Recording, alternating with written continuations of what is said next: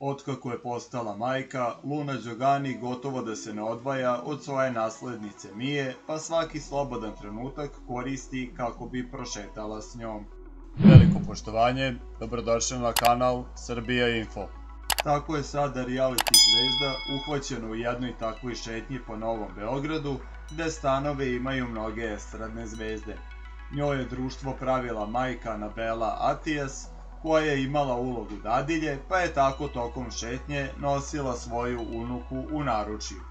Ženski deo porodice se nakon izlaska iz automobila laganim korakom uputio ka šetalištu, njih dve su bile odličnog raspoloženja, a lepo vreme očigledno je prijalo i maloj Miji, koja je bila vrlo mirna u bakinom naručju.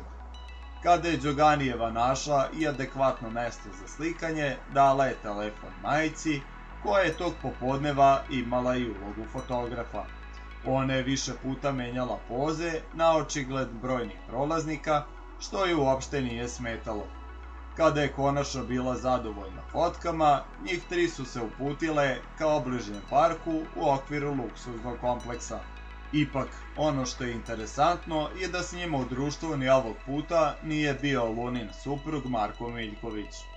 Luna je i sama, samo sat vremena pre šetnje s majkom i ćerkom, na svom Instagram storiju postavila video iz automobila s Markom, koji ipak nije viđen tokom porodičnog druženja sa Anabelom, ženom i ćerkom. Podsjetimo, zet i tašta nisu u dobrim odnosima još od učešća u realitiju, ali su dolaskom Mije na svet postigli kompromis.